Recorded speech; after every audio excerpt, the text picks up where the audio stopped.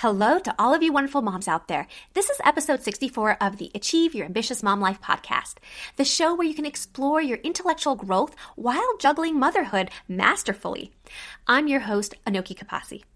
Now, you might remember last week on episode 62, I had a listener question about how I handled the process of large amounts of information. Here's what the listener asked again. I'm really curious about the software that you use and how you're able to process large amounts of data or information. I'd love to know if you have any tried and true methods around that, because it seemed like you were doing something like that, and I'd love to know more and how I could maybe utilize something like that. Now, I first answered this question with how to capture and process the sheer volume and variety of information that we receive on a daily basis as a mom. I talked about how to create an information management system, which is a central hub for all of your incoming information that you can store, manage, retrieve, and share. And I'm linking that episode in the show notes, so you can go ahead and listen to my response over there. But today, I'm going to answer that same question from a different angle. You might have come across some interesting information, maybe from a podcast or a meeting or something you read in a book, only to completely forget it when you actually needed that information. So today, I'm going to talk about turning information overload from cluttered notes into useful learning that actually sticks with you and that you can apply towards your real life. So when you have a lot of information coming at you, and in the moment, how do you capture that? How do you take the notes? And how do you get it in a way that later you can use it? In this episode, I'm sharing how you transform all of those cluttered notes into a knowledge base that works for your busy mom life. And you're going to learn how to capture that information efficiently at the time that you're receiving it, so that later you can process it and that it can be useful for you.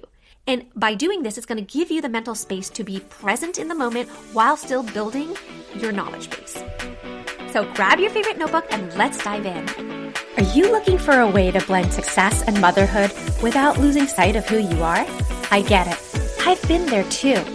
Hi, I'm Anoki, a PhD researcher, business owner, and homeschooling mom of 2 boys. As your life coach, I help moms like you create a life you love at home and at work. If you're ready to stop feeling overwhelmed, overscheduled, and overlooked, and want a clear roadmap to a balanced life, a meaningful career, and finally feeling like yourself again while being the awesome mama that you are, you're in the right place. In this journey to create the life you truly desire, it's time to rediscover your dreams and achieve your ambitious mom life. Before we get started, I want to remind you that I would love to hear from you. This podcast is all about figuring things out together. So if you have a burning question about balancing your ambitions and motherhood, well, I'm here to help with Figure It Out Fridays, our mini episodes where I answer your questions. Send me your questions through the links in the show notes, leave me a voice memo on our contact page, or email me directly at hello@solveformom.com. I promise to bring my experience, support, and evidence-based answers to help you navigate your ambitious mom life. As ambitious moms, we're constantly building our knowledge base.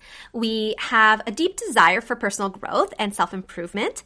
We value our personal and financial accomplishments. And we also love that challenge of learning new skills. These aspects of ourselves really motivate us to learn and process new information. Our ability to learn and our aspirations are directly tied to making meaningful progress on important personal goals. And I've talked a lot about our struggle with a sense of lost identity when we're disconnected from that growth and opportunities to learn. And one of those challenges that we often face is having to process information effectively. How many times have you heard something interesting only to forget it when you actually needed it?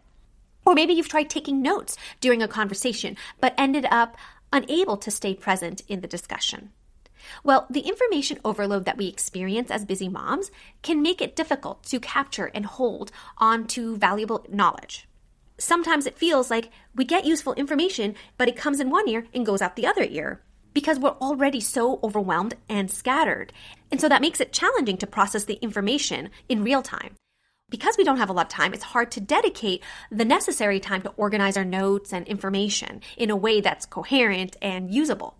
And so that's why having a system to capture your notes when you're learning or working is really important for us high-achieving moms.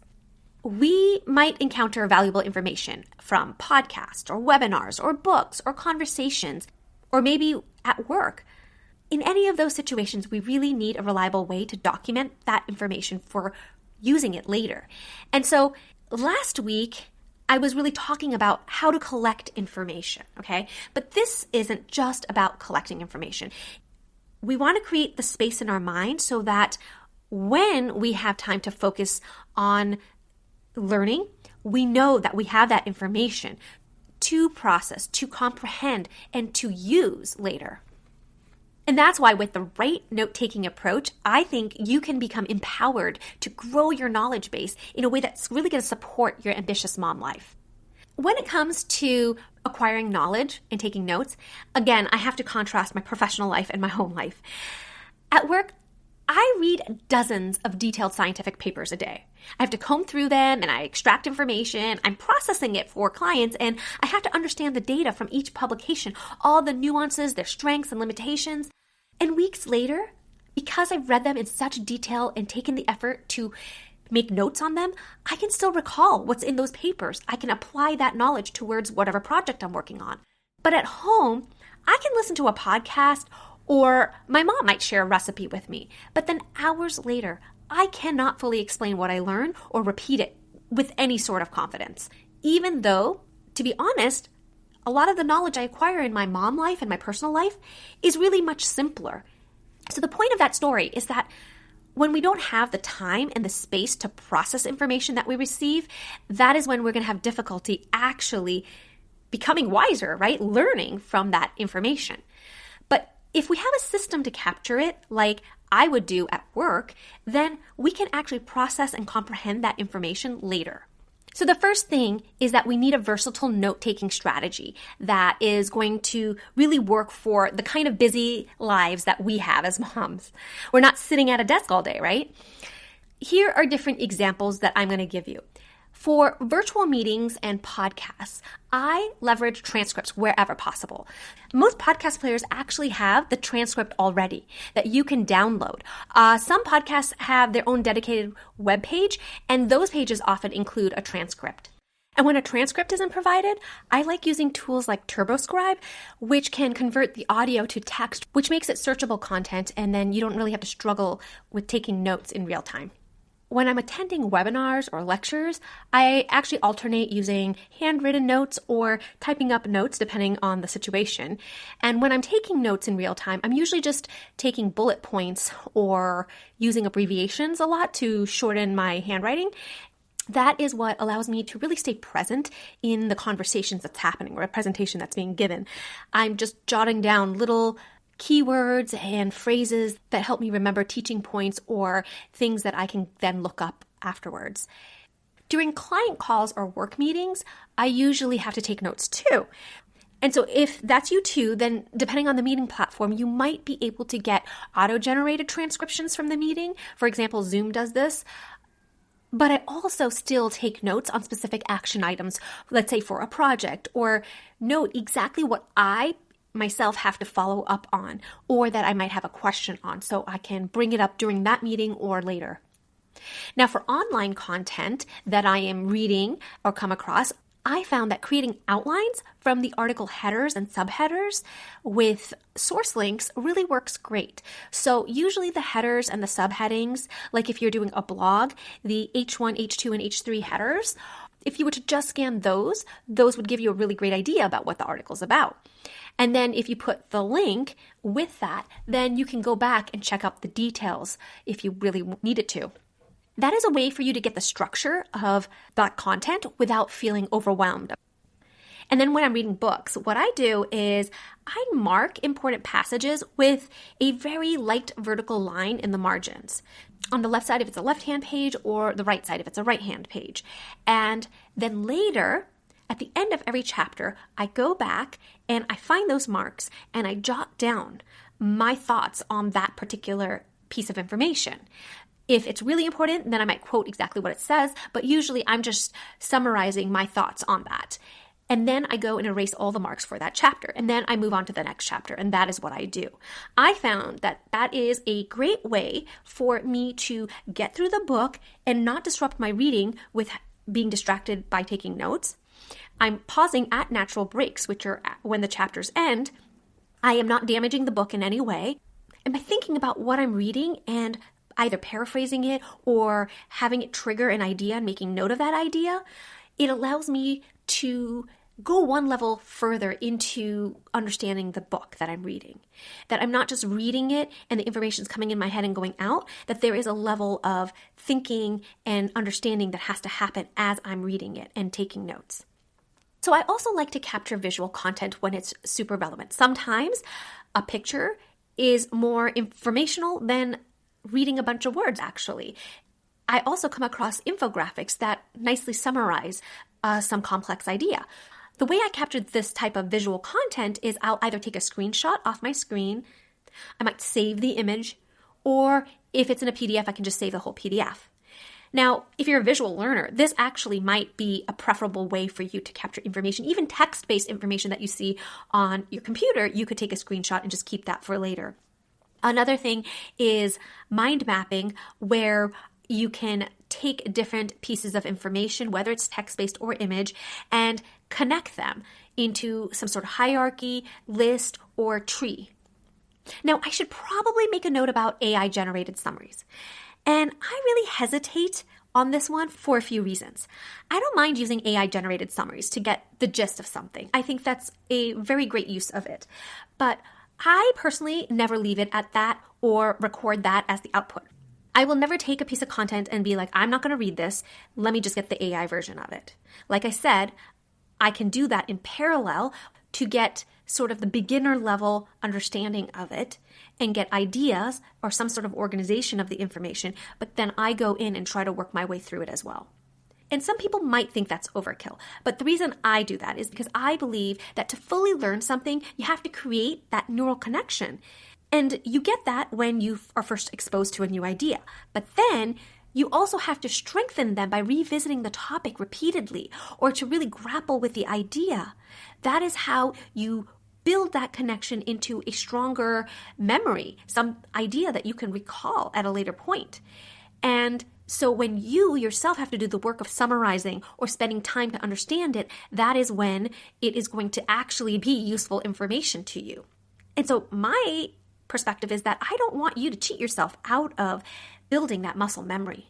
So with all of these different modes of information and note-taking, you basically want to let your mind focus on what matters in that moment. If somebody's presenting or if you're reading a book or whatever that might be, you want to be able to continue with that process, and you don't want the note-taking to be so involved that you pull your attention away as more information is being presented, but you want to find a balanced system where you can quickly capture what is being relayed and return back to the current presentation of the information, and then later revisit the notes that you took. So this approach is really suited for high-achieving moms. This is what professionals do in knowledge-based work. But I think it's also suited for us high-achieving moms because it allows us to create the mental space while we're building a knowledge base as well. It works really well when you are dealing with ambitious goals. For moms who are also busy executives, you're juggling your corporate responsibilities with your very active family life. Screenshots or bullet point summaries can really quickly preserve the essential information without disrupting your workflow at that moment. So now that you have captured the information, how are you going to store that information? This is where your information management system comes in. And I talked about this last week in episode 62, which I've linked. My information management system is in Notion, like I said. It's also where I house my knowledge base, where I would put notes from things that I'm learning. Putting information into a knowledge base is one more way for me to organize, refamiliarize myself with the information, and reflect a bit more on it as well. In Notion, which is basically a database of everything that I've learned in the past few years, it's all gone in there, on top of all the other types of information that I capture, which I talked about in last week's episode. So information that would go into my knowledge base is information from things like courses, webinars, trainings, guides. It's also what I get from books and podcasts and articles. It's also any question that I want answered, definitions that I've come across or need to look up, and then finally, useful information that I'm not quite sure how I'm going to use yet. Like I might have heard something that's really cool and I don't want to forget it, but I'm not quite sure how it's useful, or advice that I've gotten from people that I'm not sure whether I'm going to use yet. but I do want to make sure that I capture it now because I want to have the option to use it later. There's lots of different kinds of knowledge bases, and I just want you to know that I blend all of the methods that I'm sharing today. So regardless of the kind of knowledge base that you have, at the very least, it has to be logically organized. It has to be organized in a way that you can search it and get information so that's accessible whenever you want. It has to be easy to get around. It also has to be dynamic, where there's an influx of information and an outflux. And so you have a system to maintain and archive things, as I talked about before. So the first kind of knowledge base I'm going to talk about today is called a second brain method. The second brain method is a type of personal knowledge base and management system. It's where you can use various digital tools. In my case, I use Notion, as I mentioned, to enhance your memory and productivity. It's not just a way to capture information, but it's sort of a dynamic database. It's going to help you generate new ideas, manage projects, and make connections between different pieces of information, which is super cool. This approach actually is based on your brain and the idea that your brain is actually really good at creative thinking and synthesis over the tasks of storing vast amounts of information. The second type of knowledge base I'll talk about is based on atomic notes. Atomic notes is a note-taking method that breaks down information into individual, sort of self-contained notes. Each atomic note is a focused single idea or concept, so it's one idea per note. Now, when I say note, you could think of like an index card or a Post-it note or like a row on an Excel file, but I think of it more as a card in my database in Notion.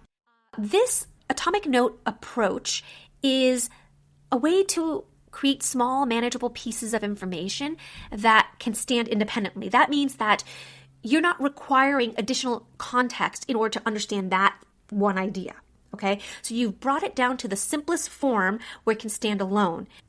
But what's actually really interesting about atomic notes is that once you have these individual pieces, you can then, kind of like Legos, link them very easily to build a more comprehensive understanding of what would be a more complex topic. So with Legos, you have these little pieces and bricks that you can build together and turn them into some new structure, right?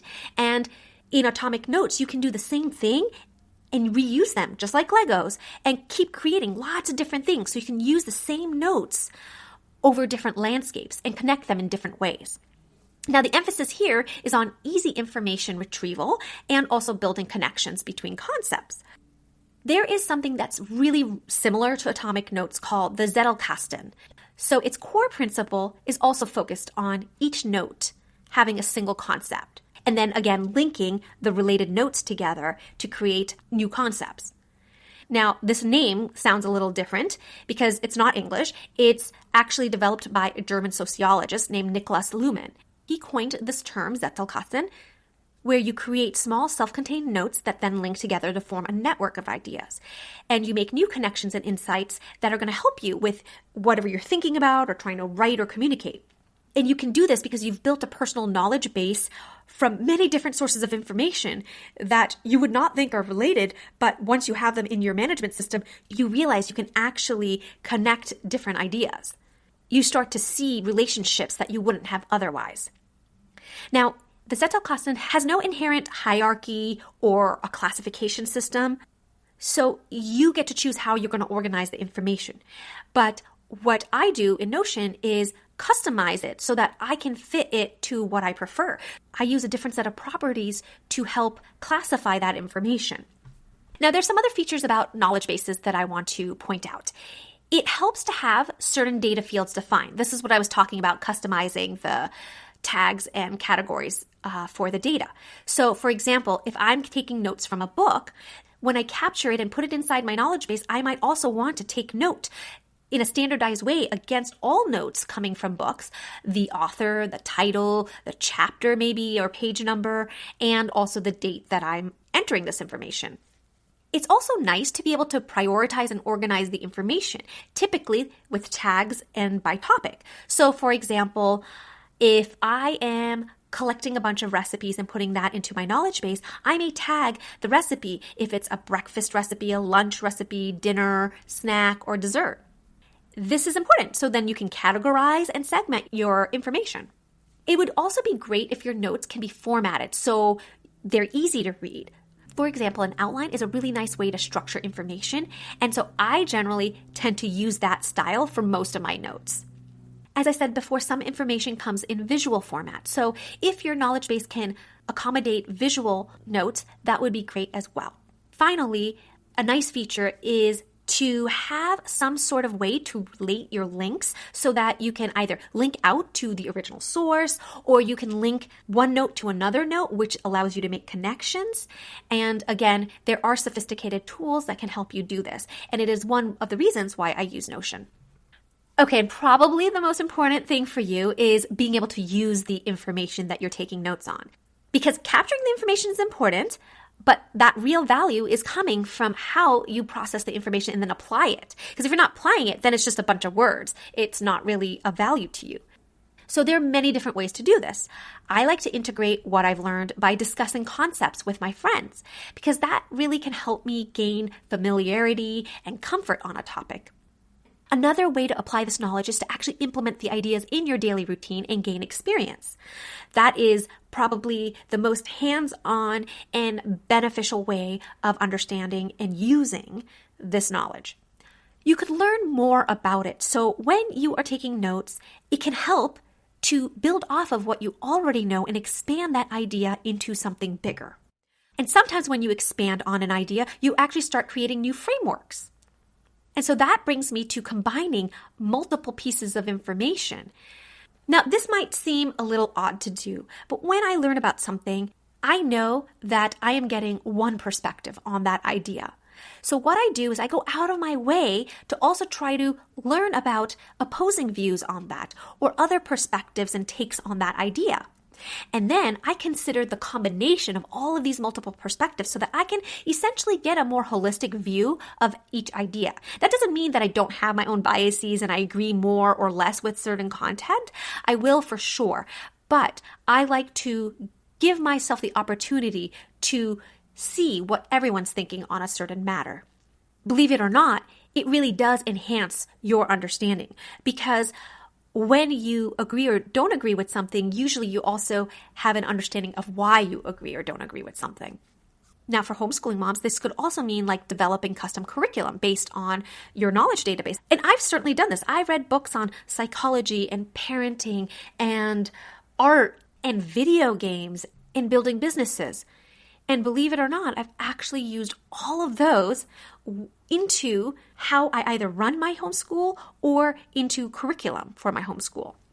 If you are a business owner, regardless of whether you have an online business or just generally work from home, your knowledge base could help you create proprietary systems or new offerings that are informed by all of this new learning that you're doing from different sources. When you're combining different ideas together, it can often turn into a completely new idea that doesn't even resemble like the original components that it was built off of.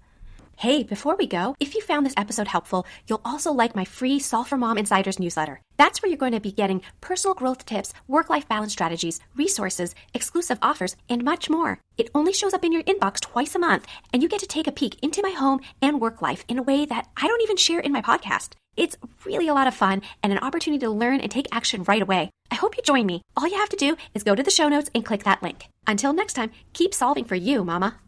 So I think this was a really interesting episode that was spurred on by a listener question.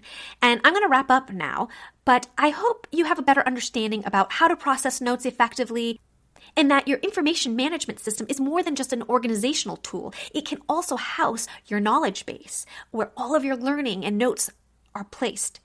This is going to be your pathway to building valuable knowledge that's going to fuel all of those ambitious goals that you have. So to recap, I told you about different strategies for taking notes based on the format in which the information is coming to you. I taught you about different knowledge bases that you can use inside your information management system. And I talked about how you can transform all that information into action, into your current life. I think that these 3 tips are really essential to maintain an intellectual force in your life, and that you can start pursuing new opportunities with a little more confidence because you've really leveled up your learning by having a knowledge base. And when you implement these note processing techniques, you're going to find yourself less overwhelmed by information overload, and you're going to actually be more empowered to use what you've learned in a more meaningful way so that you can achieve your ambitious mom life. I hope today's episode will help you create time and freedom to pursue something you love to do. If you enjoy this show, please subscribe and tell other purpose-driven mamas about it. Who knows? You might even make a new friend by sharing a tip. It's all free. By the way, it would be amazing to hear what you think about the show when you leave a review on Apple Podcasts. After all, my passion is to make this a great experience for you. I'll see you next week for another episode of Achieve Your Ambitious Mom Life with Anoki Kapasi.